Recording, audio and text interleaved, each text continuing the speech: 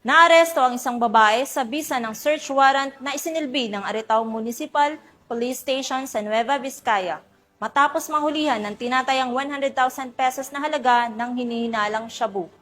Ibabalita yan ni Patrolwoman Rochelle Ledesma.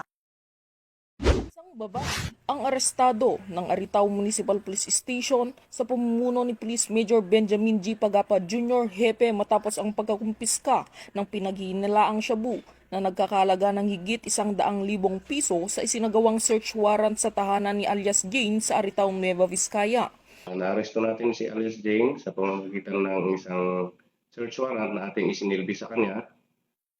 Nung tayo po kasi ay na-serve natin po yung search warrant, mayroon po tayong nakuhang illegal na droga sa loob ng kanyang bahay. So, siya po ay naaresto, nakasong paglabag po doon sa Republic Act 9165. Nakumpiska sa tahanan ng suspect ang 15 medium-sized heat seal plastic sachet na naglalaman ng white crystalline substance na pinaghihinalaang shabu na may timbang na 1 gramo bawat isa at may kabuuang halaga ng 102,000 piso.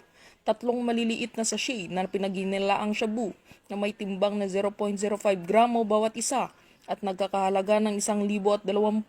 Mga personal na gamit, itim na Biblia, itim na pitaka, Vivo cellphone, clear plastic at dilaw na lighter.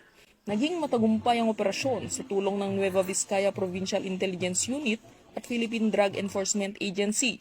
Ito naman ang mensahe ni Police Major Pagapa upang mahuli ang mga katulad ni alias Jane at mapanatili ang katahimikan at kaayusan ng komunidad.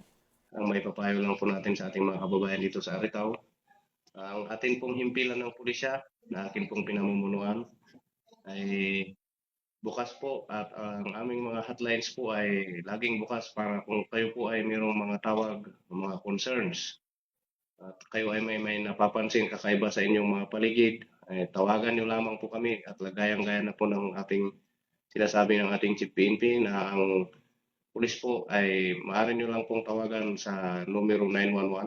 Sinisiguro po namin na kami po ay darating na sa pinakamabilis na paraan. Mula dito sa Lambak ng Cagayan, ako ang inyong PNN correspondent, Patrolwoman Rich Ledesma, alagad ng batas, tagataguyod ng Balitang Pulis.